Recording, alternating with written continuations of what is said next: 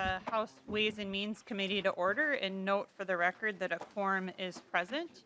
And the first order of business will be the approval of the minutes from January 17, 2023. Vice Chair Edelson, would you like to make a motion? So moved, Madam Chair. All those in favor of approval of the minutes from January 17th, please say aye. Aye. All those opposed, please say nay. The motion prevails and the amendments are adopted. So the plan for today is we are going to hear the first three bills on the agenda, which would be House File 50, House File 207, and House File 29 this morning. Then we will recess and come back approximately 15 minutes after session, up to maybe 30. I will make an announcement during announcements on the floor. We'll get an email out, but we'll keep in touch with you just based on how long floor session goes, because several of the bills their committee reports need to be processed and then give folks enough time to get our packets ready and whatnot before we come back. But I will be in touch on the House floor as well as with a email to all the committee members from Owen. Great. So with that, our first bill on the day, first bill for today is House File 50. Representative Hansen's bill, and I'm going to ask that Vice Chair Edelson make a motion that House File 50 be re-referred to the General Register. Representative Edelson. So moved. Wonderful. And Representative Hansen, you have an amendment to your bill, the A2. Would you like to move, should we move that for you first and get the bill in the shape you'd like?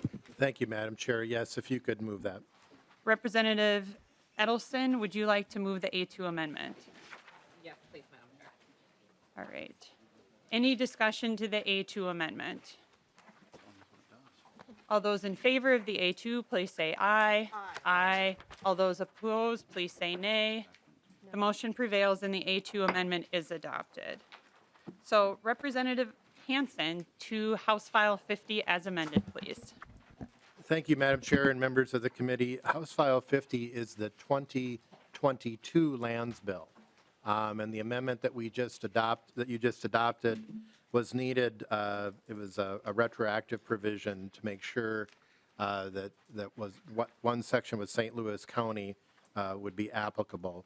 This is a good example of a bill that was agreed to last year in the omnibus omnibus environment finance bill, but that did not make it to the floor. So lands bills used to be fairly routine. They need to be done every year. This is the 2022 bill, the first of several bills that will be coming to you of things that were done last year, passed in the House, but didn't come forward in a conference report. This is the sale of public lands. It generates money for the state, and it sells some of those public lands that the DNR has. It has a couple of other provisions in it, but the fiscal impact is it actually raises money. Estimated, I'll just go through that for the fiscal component. Section 12 will raise about $186,000. Section 13, $2,000. Section 14, $38,500. Hennepin County private land sale, 0. Itasca County public land sale, $1.3 million. Pine County, $3,000. Sherburne County private land, $1,000. So Lori Klein from the Minnesota DNR is available for questions. The total amount raised is $1.575 million. There will be, I want to be clear, there will be another lands bill. Members and those of you who are new members, we will be sending out an email later in session if there are other land provisions that need to be put into a 2023 lands bill. And hopefully we can be back on course in passing these annually in a routine manner. So I would ask for your support. Great. Discussion to House File 50 as amended. Representative Heinzman. Thank you, Chair. It looks like there's plenty of controversial stuff coming to this committee, but this is not yet. Thank you. Great. Wonderful. Any further discussion? Representative Hansen, any last word? I'd ask for your support. Wonderful. So Representative Edelson renews her motion that House File 50 as amended be re-referred to the General Register. All those in favor, please say aye. Aye. All those opposed, please say nay. The motion prevails and House File 50 is, as amended, is referred to the General Register. Thank you, Representative Hansen. Thank you. And the next bill on the calendar for today is House File 207. So Representative Tabke,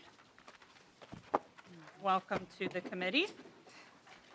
So Vice Chair Edelson, would you like to motion that House File 207 be re-referred to the General Register? Yes, Madam Chair. Wonderful. So with that, we have House File 207 in front of us. Representative Tabke, to your bill. Thank you very much, Madam Chair. Minnesota's local ecosystems supporting native birds, insects, and other species are collapsing here and throughout the United States. For example, Minnesota State bee, the rusty patch bumblebee, has seen an 80% decline in population in the last 20 years and was subsequently added to the endangered species list in 2017. And most native bee species are suffering a similar fate.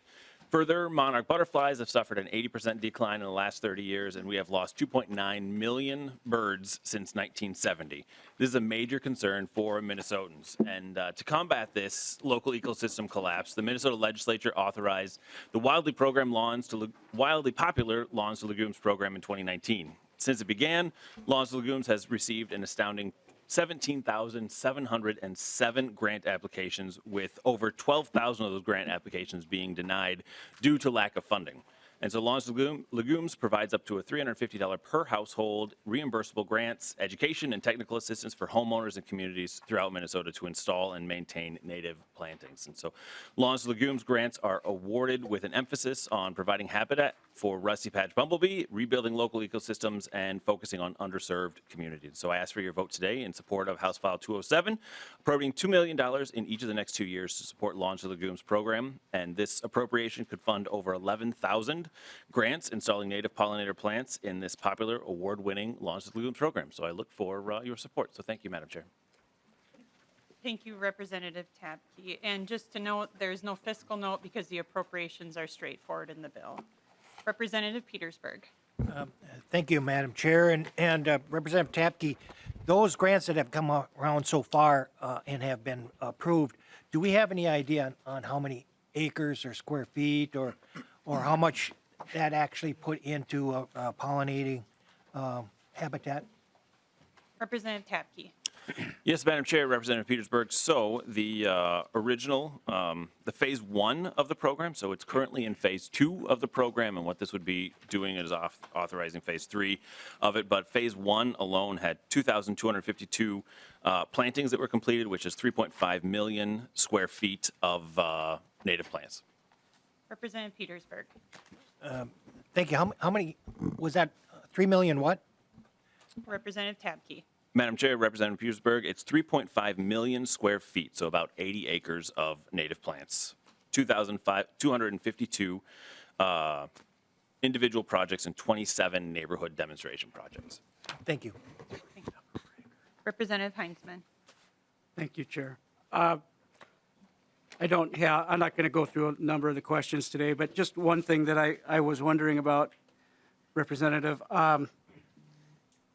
This program, while it seems to, in your presentation, sound like it's been very successful, there's certainly questions. One of them that I have is it's been funded from a variety of sources over the course of the last few years. Now suddenly it doesn't seem to be fundable in those traditional sources, as I mentioned. Now we're going to the general fund. Why couldn't it be successful at the LCCMR or other places where we don't have to protect those revenues, the general fund revenues? We've got lots of programs funded through legacy and such, but not able to do that now? Representative Tabke. Madam Chair, Representative Heinzman, so we want this to go through the general fund so that it can be consistent long-term funding for this program. It has now been, as I mentioned, there's a significant demand for this really popular program, so we want to make sure that it is, for the next few years, very understandable that it is something that will be available for folks to be able to use, because a lot of times when you're adding native plants and things to a landscape, it's a longer term process. It's not just a two-week planting and done. So we need to have education and support materials for that. So, Representative Heinzman. Thank you, Chair. Just a comment. if this Lawns to Legumes program was as great as it's being touted to be, I would suggest that it would have lots of support at the LCCMR. I see that Chair Lilly is here, or at Legacy, but it is not. And so here we are tapping the general fund. Representative Scott. Thank you, Madam Chair. And Representative Tabke, are these, the implementation of this program and the people that have taken on this, one of these projects, I guess, do you have a map of where all those different locations are? And is it concentrated in metro areas? What's that map look like, if you could let us know? Representative Tabke.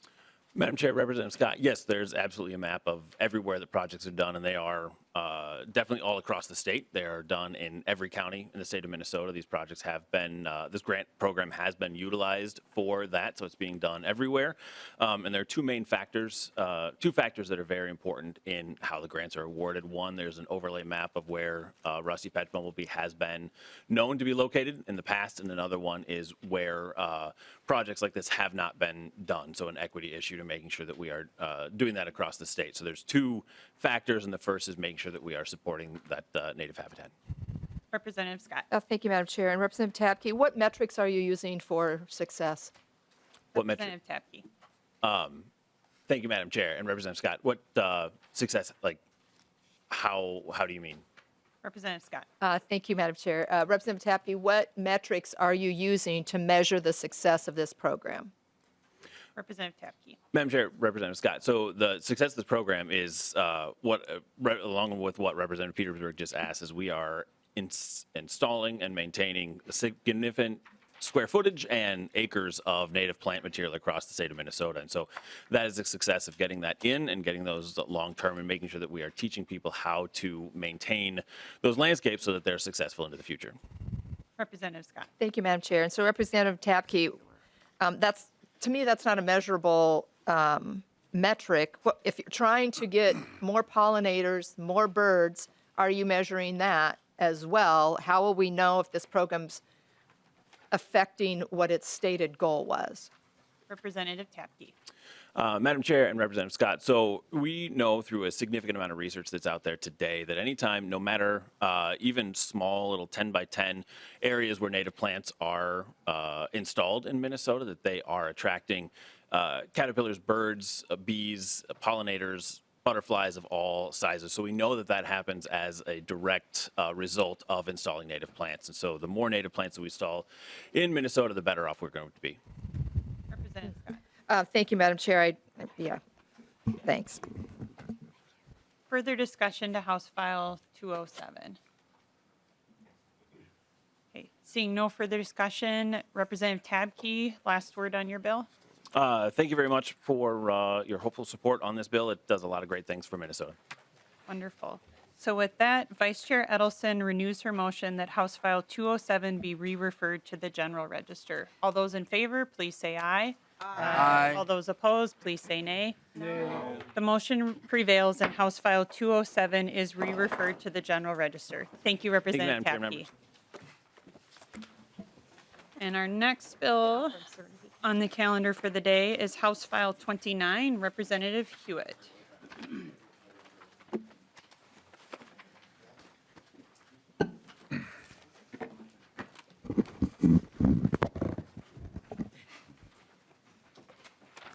Welcome to the committee, Representative Huot. And so being you are not on this committee, I am going to have Representative Becker-Finn make a motion that House File 90 be re-referred to, or excuse me, House File 29 be referred to the General Register. That would be my motion. Thank you. And with that, Representative Huot, could you please discuss your bill? Thank you, Madam Chair and members, for hearing this in Ways and Means this morning. This bill has been before many of us. Most people are seasoned on this committee, I can see.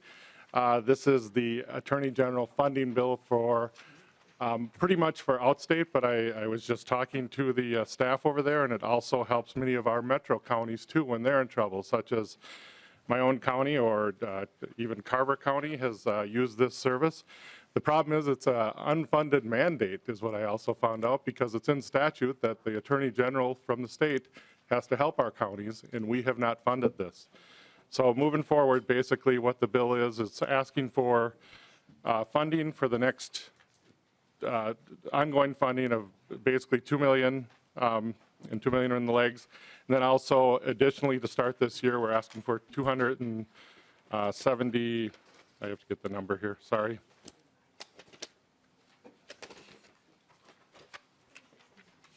Representative Hewitt, 269,000. Thank you, Madam Chair. So that's basically what the bill is in short, and this is much needed. Out of our 87 counties in Minnesota, 44 work with only 3 attorneys. That's a big load, and when they get a murder trial, that could really slow things up. Now, I know that counties share each other, and they asked Dakota or Hennepin or some of the bigger counties to come and help. They don't have the resources either anymore. They need to worry about their own caseload. So I asked the committee to support the bill. Move forward. Thank you, Representative Hewitt. And as noted, no fiscal note needed on this bill, as well as the appropriations are straightforward in the language of the bill. Discussion to House File 29. And Nash, would you like to go first to, I know we had, just to be clear, Representative Nash, I have you and I have some more folks. Would you rather be last or first? I think if Representative Krisha wanted to go first, that's fine. Okay. I'll finish up for us. Sounds great. Representative Krisha.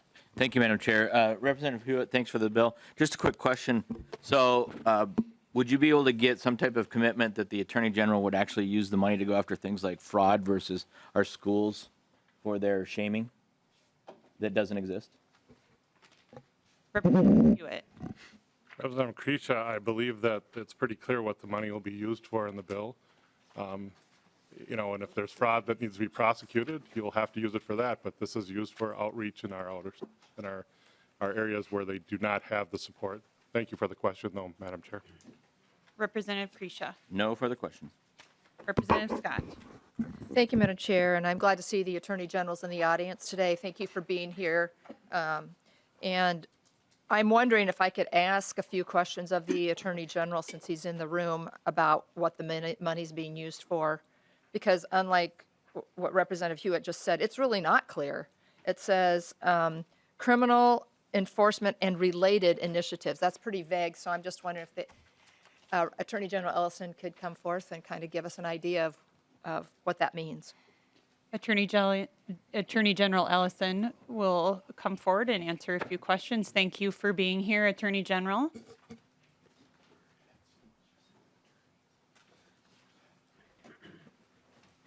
Madam Chair, Welcome to the committee, and thank you, and introduce yourself for the record. thank you. My name is Keith Ellison. I'm the Attorney General for the state of Minnesota. And also, I'd like to let you know that our Chief Deputy, the head of criminal, David Voigt, is here as well. So if I need to pull him in, I'll be happy. I hope that'll be allowed as well. Well, Madam Chair, I'm prepared to answer any question. All right, Representative Scott. Thank you, Madam Chair. And so, thank you, Mr. Attorney General. The language of the bill is a little bit vague. It just says, for enhanced criminal enforcement and related initiatives.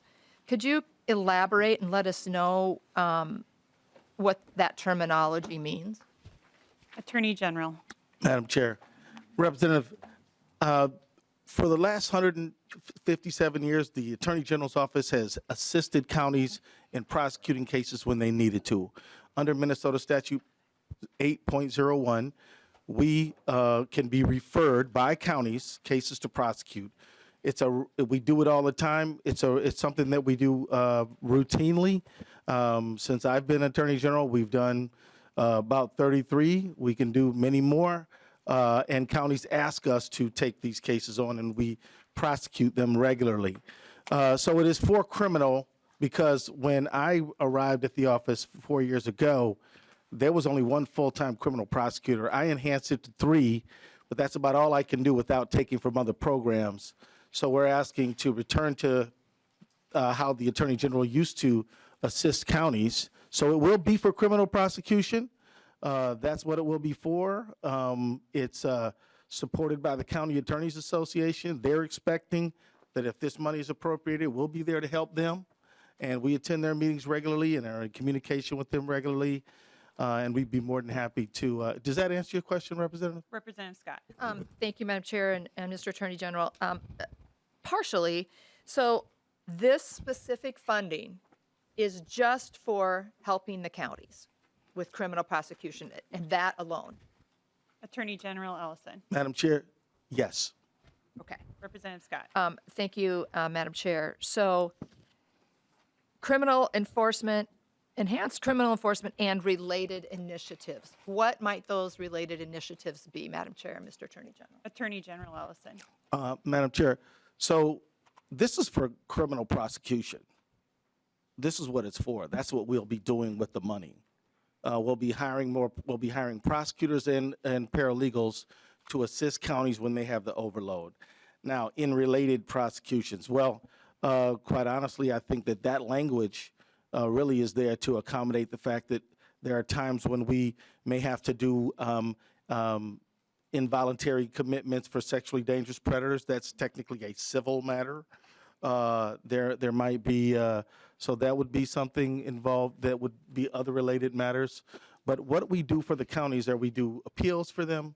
We handle their sexually dangerous predator cases, and we do direct district court criminal prosecution. That would be 100% of what this money is used for. Representative Scott. Thank you, Madam Chair. Representative Moeller.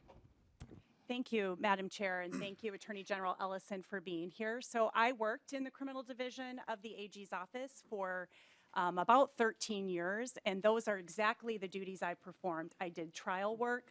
My main job was doing criminal appeals, and I also did some civil commitments of sexually dangerous people, SDP and SPP commitments, because that is the work of that division. I cannot tell you how strongly this work is supported by counties across the state. Most of the appeals I did were for greater Minnesota cases. There used to be a time when you could name a county and I would immediately tell you who that county attorney was because I handled so many of those cases across the state. And the same thing is true for the trial team. They will actually go and embed themselves in the county if they're, especially in like a first-degree murder trial. David Voigt, who's here, was my manager for a time being, has been at the AG's office for a long time. And I can tell you that these attorney generals work very closely with the county attorneys in the cases that they're called in to prosecute. And when that division was cut well before your time, AG Ellison, there was an outcry from county attorneys across the state because of the cuts to that division and the amount of workload then that was increasing, especially on those small rural counties in these big cases. It is a highly professional team, and I cannot support this strongly enough. Thank you. Thank you, Representative Moeller. Representative Novotny. Thank you, Chair Olson. Thank you for being here, Attorney General Ellison. My question, first one's really quick. Do you see any change in your mission? Will this be something where it will be on the request of the local county attorney's office to come in? Or do you see the state attorney general's office taking over cases? Attorney General Ellison. Madam Chair, we are statutorily prohibited from taking over cases. Every single case we get is a request from the counties. That is the right way, that is the proper way it should be. I'll just note for everyone that the 87 county attorneys that we have in the state of Minnesota are elected. They're elected to prosecute cases. But Minnesota Statute 8.01 recognizes that we have a lot of counties where you have 2 or 3 county attorneys at the entire office. And so if you get a murder in that office, even if the county attorney has the experience to do it, and a lot of times they don't, but even if they do, somebody still has to staff the county board meetings. Somebody still has to do the condemnation proceedings. Somebody still has to do the child support cases, and the office still has to function. So the legislature, in its wisdom, many, many years ago, passed Minnesota Statute 8.01 to say that a county attorney can ask the attorney general to support them if they need so, and it's driven by the county attorney. Representative Novotny. Thank you. I just want to get that clarification. The second question that I have, you described several of the situations where you are currently assisting counties, as described by Representative Moeller on the civil commitments, things that the state is dealing with, and on their part that they're already statutorily mandated to do. You've described several that you had, I believe it was 20-some cases that you assisted with. aside from the civil commitments, aside from the things that we're dealing with, like sexual offenders, what cases has your office prosecuted? Attorney General Ellison. Madam Chair, Representative, I'd be happy to give you a list of every case. I don't have them all memorized. That's why I have a deputy who manages that, but I'll give you a taste of a few of them. We prosecuted somebody who shot off 80 rounds in Albert Lee, shot a police officer, in fact, and but for that officer's protective vest, we could have lost him. This was a horrific case. We convicted the defendant in that. Another one where there was in, I believe, Todd County, you had a former Viking who was beloved in his community and his wife, both of whom were elderly people, murdered by their son who absconded to Mexico. We prosecuted that case. We recently prosecuted cases in Clearwater County, Carlton County, Pennington County. I mean, we're busy. So I can give you a definitive list of every case, but they're all cases where there are victims who are grieving, who are devastated and brokenhearted because of the tragedy that they faced, and they need justice, and we're here to help. Representative Novotny. Thank you, Chair. Also, one final question. How is the spread of these cases put out? And I realize you have the list that you can't tell us. How much is in-state, how much is out-state? In Metro and out Metro? Attorney General Ellison. I can tell you that we've only done 2 in Metro cases since I've been at the Attorney General's office that we carried through to trial. All the rest of them, and I think I noted the number of 33, have been in Greater Minnesota. Representative Novotny. Thank you, Chair Ellison. And last question, I'll disregard. Thank you. Thank you. Representative Scott, and then we'll go to Nash. Thank you, Madam Chair, for letting me ask another question. Attorney General Ellison, recently I had some dear friends that lost their 27-year-old son to fentanyl poisoning. And you and I and a couple of other legislators had a conversation via Zoom, I think it was last year, about communicating to the White House, tightening up the borders so that this poison wasn't coming into our country. And I'm wondering if there was any follow-up on that, but secondly, have you prosecuted any cases where you found the people that are selling this fentanyl that's killing, what was it, 8 people a day or something like that in Minnesota? Thank you, Madam Chair. Attorney General. Yeah, Madam Chair, because we only take cases that are referred to us, I don't believe we've received a fentanyl-related referral. But if we had the personnel, we certainly would. At this point, we're dealing with murder cases, rape cases, manslaughter cases, and that's pretty much all we can handle. But if we could help some, because I agree with you, Representative, you're absolutely right. The families need compassion, they need enforcement, they need aggressive prosecution, and we want to be there for the counties who want to call on us, but quite honestly, we end up telling them, hey, look, with those we can only take these sort of cases, and so we would certainly be available and open to it if we had the personnel.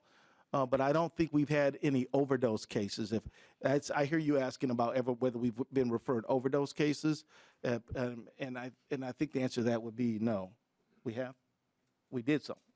Actually, we did do so. Can I call over my deputy? Yeah. Madam Chair, this is David Voigt. He's the deputy for criminal. Welcome to the committee. Please introduce yourself for the record, and then feel free to respond to Representative Scott's question. Thank you, Madam Chair. My name is David Voigt, V as in Viking, O-I-G-T, and I'm a Deputy Attorney General. And yes, we do have pending overdose cases in 2 different counties. One of those cases is Pope County, and we also have a pending case in Renville County. Those are 3rd-degree murder charges where providing fentanyl resulted in an overdose death. Thank you. Representative Scott. Thank you, Madam Chair, and thank you for that answer. I'm really very glad to hear that, and, but it's, to me, and I'm not in your, in your office, but because this thing is so epidemic, it just seems like a multitude of resources ought to be put towards finding out who these suppliers are and cutting it off. And so, Attorney General, did you make any pleas to the president or anyone higher up about closing the border so that we stop this flow of really dangerous stuff? Attorney General Ellison. Madam Chair, we are in constant communication with federal partners about the need to stop the fentanyl crisis. So yes, we have had a number of conversations about interdiction, stopping this coming to Minnesota. But as I noted, there are federal law enforcement authorities and border authorities and a number of states if you deal with our southern border, but of course we have a northern border.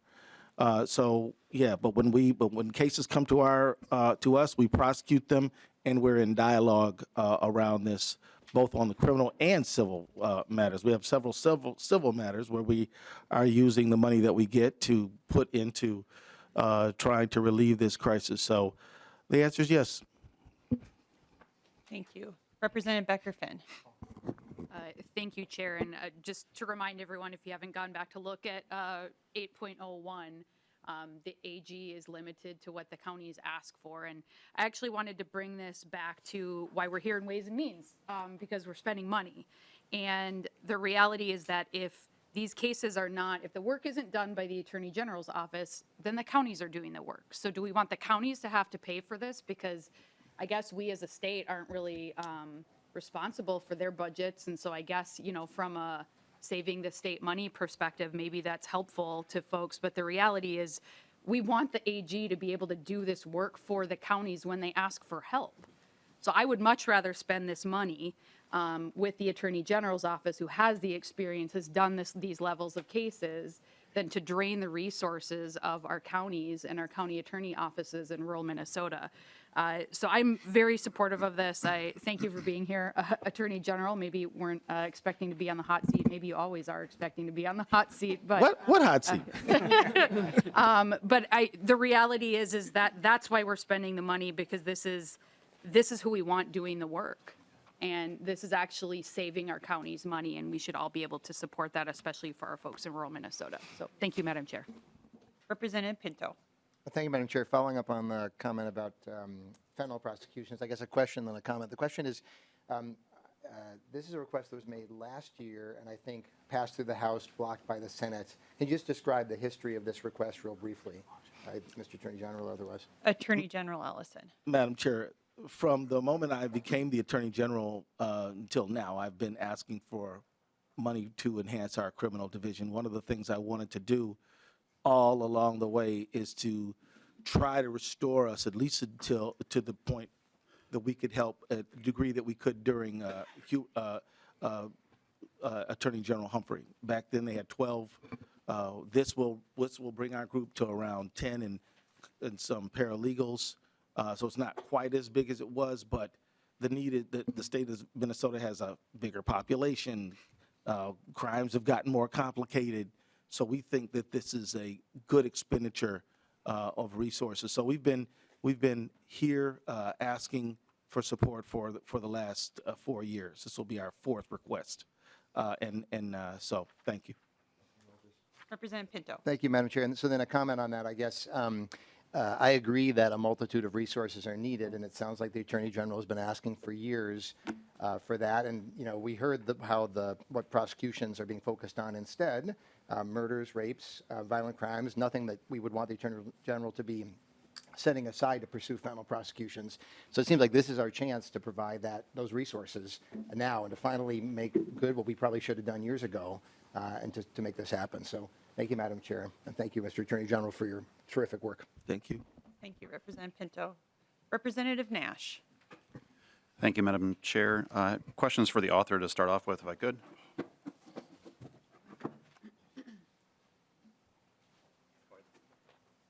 Representative Huot, Madam Chair, Representative Hewitt. In the first iteration of your bill, after it was engrossed, you had a couple of different lines that you amended out in state government finance to remove the conversation centered around waste, fraud, and abuse. Can you tell us why you initially had jacketed waste, fraud, and abuse as part of this request, and now that it's moved here, that it's no longer in the bill? You know, Representative Hewitt, and I will just say, I think we can take the conversation where we need to, but being mindful of why it's in Ways and Means as We're well, getting there. too. Okay, thank you, Representative Nash, I appreciate it. Representative Hewitt. Madam Chair, Representative Nash, I don't recall waste, fraud, and abuse ever being in this bill when I jacketed it. And Madam Chair, we can refer to the chair of the committee to support that, but I do not recall ever having that. I know that in committee, you tried to put something in, and we did pull it back. Representative Nash. Thank you, Madam Chair. And Representative Hewitt, on line 1.7, the $269,000 in fiscal 23 being appropriated as a one-time expenditure, how many lawyers does that create short-term for the AG's office? Representative Hewitt. Madam Chair, Representative Nash, I could call the Attorney General back up so he can give you an FTA count on that, but realistically, what I understand, this is to get the program going. We're way behind on this. This is, Madam Chair, Representative Nash, the reason I have this is because I do have familiarity with what's going on in rural Minnesota due to my background in EMS. We're hurting. We're hurting in public safety. We are hurting in prosecution. Our police are hurting. This bill has been sitting here because of some political nightmare. I don't know why. I remember coming to the legislator and seeing this, and I'm going, why are we not helping the prosecutor? I'm sorry to say it, but this was all over my campaign lit. And I am frustrated with it because we need to get going here. That's what this is about. This is to hire some FTEs to start this process so we can get the bad guys off the street in rural areas. Plain, simple, straightforward. Even your own county, this same process was used to go after sex offenders. So if I can bring them back up here so you can get a count on that, but realistically, I think you have enough knowledge to know how much you can get here. Representative Nash. Well, thank you, Madam Chair. And Representative Hewitt, I'm not trying to be combative. No need to be so yourself. I'm just trying to ask questions of the appropriations, and you are the author of the bill. So moving on to line 1.10, you're asking for $2,021,000 for fiscal year 24 and the same for 25. As I understand it, in the previous committee stop, I think that comes up with 7 FTEs. If the Attorney General is nodding his head, maybe he'd like to come and help. Welcome back, Attorney General Ellison. You're going to get your steps in today.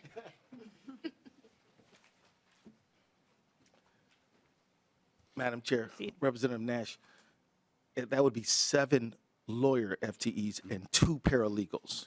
And I just want to be clear, the paralegals are very important to the process. And Madam Chair. Representative Nash. Thank you, Madam Chair. I certainly understand that having criminal prosecution to assist is important. I asked in the previous committee stop, and I'm not sure I got the answer, but I'm trying to figure out how the formulary came up with this, how you decided that based on the demand that's being issued in the counties, because in talking to some of the members that were on the initial committee stop and in other conversations since then, they've reached out to their own county attorneys, and many of them have not found anything from a request perspective. And I believe, Mr. Attorney General, you said in committee you'd given us a number. I don't remember that number because my notes are upstairs. I came from my car straight here. But how many cases did you prosecute in the last biennium along these lines, and how did you derive at this new number?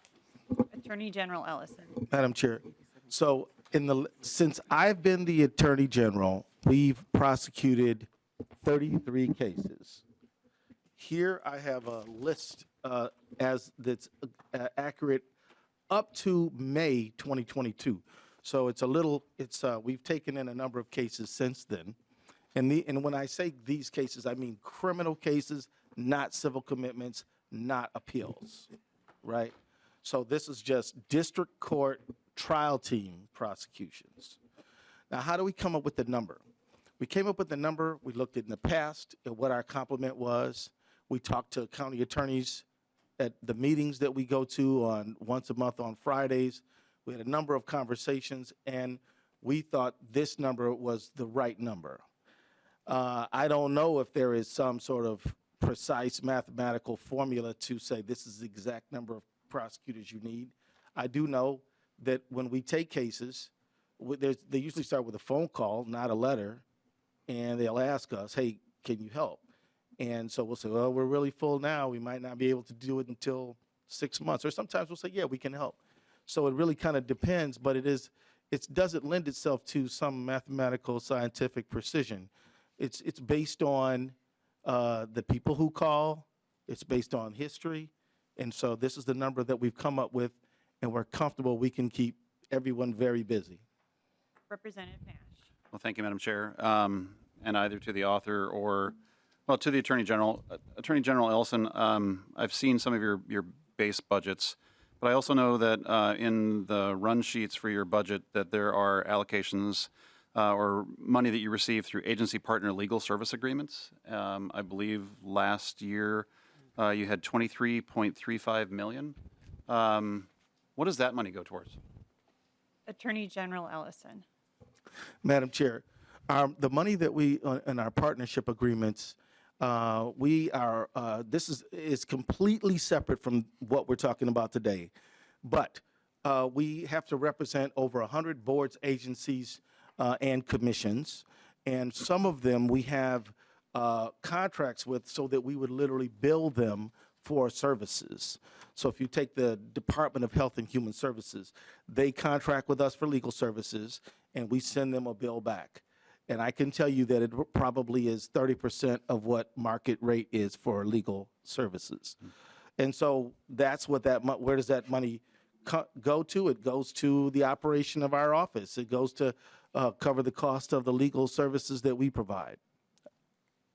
Representative Nash. Thank you, Madam Chair. And I'll try not to belabor this, but you know that I will. In my office, Mr. Attorney General, we did talk about some of these new attorneys covering waste, fraud, and abuse, and then that came out of the bill. And I'm sure you remember our conversation. Your new staffer was with you, and we did talk about waste, fraud, and abuse.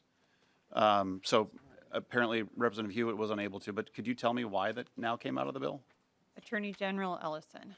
Madam Chair, we don't specify any crime in the bill because the county attorneys are legally authorized to ask us to handle any kind of case. So it wouldn't it wouldn't serve the purposes of what we're doing well to specify murder or manslaughter or waste, fraud, and abuse or criminal sexual conduct or human trafficking, as you and I talked about that as well. So we just simply said this money will be for, and I have said repeatedly, and I've said on the record repeatedly for 4 years, this is for criminal prosecutors and paralegals to assist counties. That is what it's for. That is what it will be for. And it could include waste, fraud, and abuse. If they call us and say, we need you to prosecute a waste, fraud, and abuse case, we certainly would do it if we had the people to do it. Representative Nash. Thank you, Madam Chair. Well, you know, it's the waste, fraud, and abuse cases that I'm concerned with, and this is an appropriations committee, and we do talk about money. And here in the House, as you know, we are the first appropriations body, and sometimes the Senate forgets that. But I always am dismayed when we read about significant cases that make the news that do interact with your office. I believe it was, and I did get the number, I added a couple of zeros last week in committee. It was $500,000 that the Department of Education appropriated to you to defend them in the Feeding Our Future case. And I'm just confused, one, about that money, and maybe we can talk about that in a different committee, but that does concern me with the amount of money that ping-pongs back and forth, it seems. I want to prosecute criminals.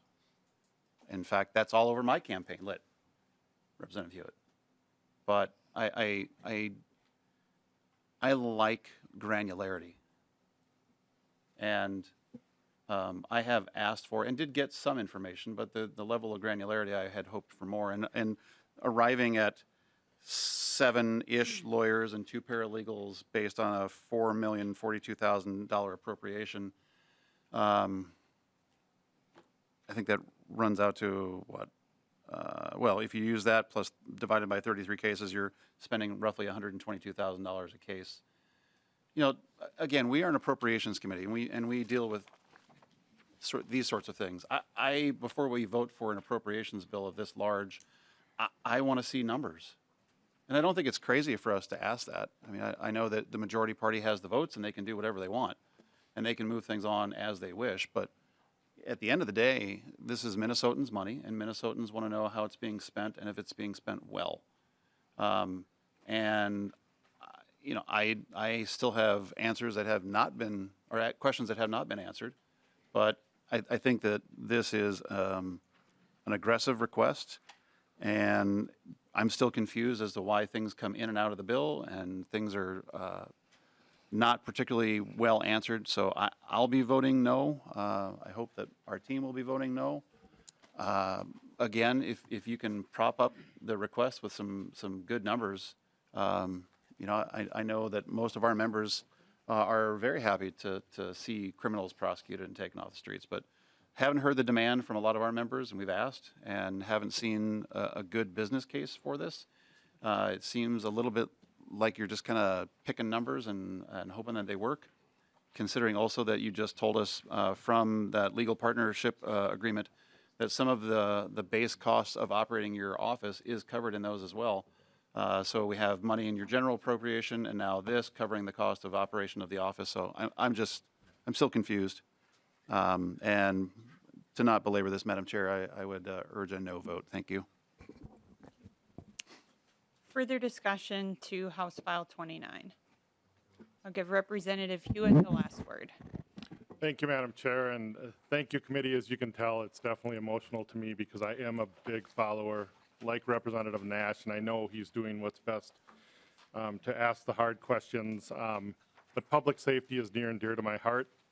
As I argued with a city that had to buy a snowplow, a city outstate that was trying to figure out a way to get an ambulance, and they had to make the decision, do we need a snowplow or an ambulance?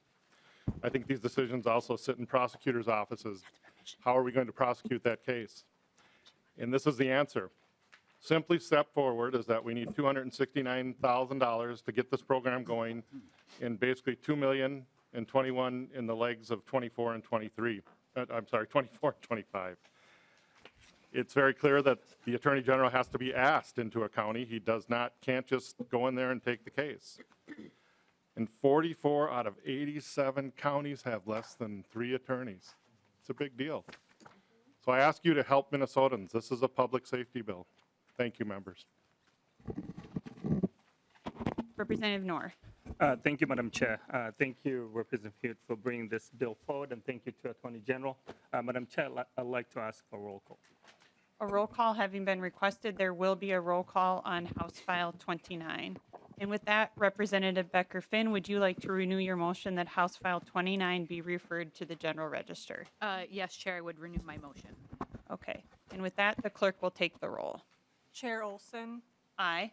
Olson, aye. Vice Chair Edelson. Aye. Edelson, aye.